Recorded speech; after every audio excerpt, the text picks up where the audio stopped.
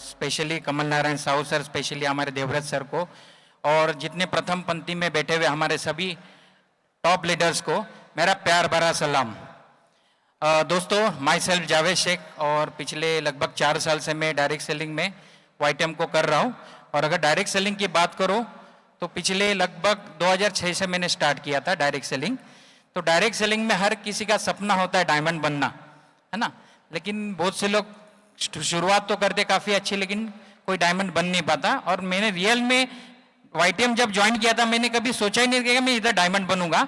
तो आज अल्हम्दुलिल्लाह मैं मेरे रब, मेरे अल्लाह का शुक्र अदा करता हूँ कि उसने मुझे यहाँ तक पहुँचाया, क्योंकि उसके मर्जी के बगैर ये पॉसिबल नहीं था और उसके मर्जी से ही ये पॉसिबल हुआ। तो मैं भी चाहूँगा यहाँ पर जितने तमाम लोग बैठे, एक ना एक दिन आप लोग भी जरूर डायमंड बन के यहाँ पर आएंगे। और ये डायमंड जो मैं आज बनाऊँ, मैं इसको पूरे दिल से समर्पित करता हूँ मेरी प्यारी इंटायर टीम को। देखिए दोस्तों, डायमंड हर एक का ख्वाब होता है, और मेरा जो ख्वाब तो कुछ और था, क्योंकि मैं प्रोफेशनली सिविल सुपरवाइजर था। 2006 से मैंने काफ़ी सारी कंपनी के साथ डायरेक्ट सेलिंग किया, लेकिन मैं एक अच्छी सैलरी पे था, अच्छे पैकेज पे था। ओनली मैं रिटेल करता था, रिटेल से जो आता था मैं उसमें सेटिस्फाइड रहता था। कभी भी ये मीटिंग अटेंड करना, प्लान बिल बताना, मुझे कोई कंपनी का नहीं आता था। बट मुझे डायरेक्ट सेलिंग 2011 में मैं काफ़ी दूरी बना लिया था डायरेक्ट सेलिंग से, लेकिन लगभग कोरोना में मुझे फिर से डायरेक्ट सेलिंग करने पे कोरोना ने मजबूर किया।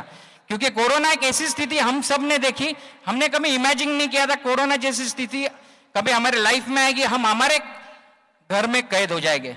और डेफिनेटली काफ़ी लोग वो स्थिति से निकल गए और काफ़ी लोग चले भी गए।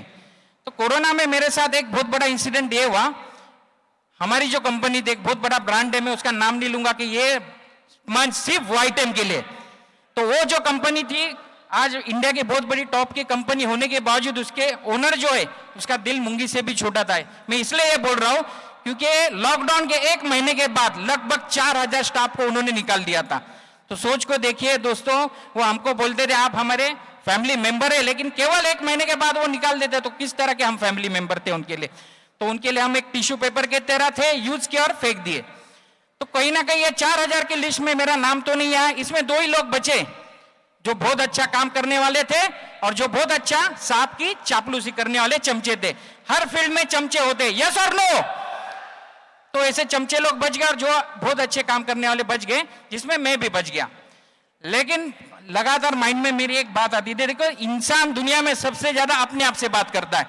मेरे माइंड में एक ही बात आती थी, मैं जो एक टावर का इंचार्ज था, मैं एक दिन वो टावर पे गया, टेरेस पे बैठ के अपने आप से जब मैं बात कर रहा था, अगर जावेद तेरा नंबर आता तो क्या होता। डेफिनेटली मेरा भी नंबर आ सकता था, अल्हम्दुलिल्लाह नहीं आया वो लिस्ट में। लेकिन माइंड में तो लगातार ये बात आती थी, क्योंकि आज की तारीख में हर कोई फंस चुका है लोन के चक्रव्यूह में। किसका कार लोन, किसका पर्सनल लोन, किसका हाउस लोन, कोई ना कोई एजुकेशन लोन, कुछ ना कुछ लोन के चक्रव्यूह में फंसे, यस और नो, है ना। और देखिए आज जो जॉब करने वाले की स्थिति ऐसी है, वो लोग सिर्फ जी रहे हैं। यहां पे कितने जॉब करने वाले, एक बार प्लीज हाथ उठा दीजिए।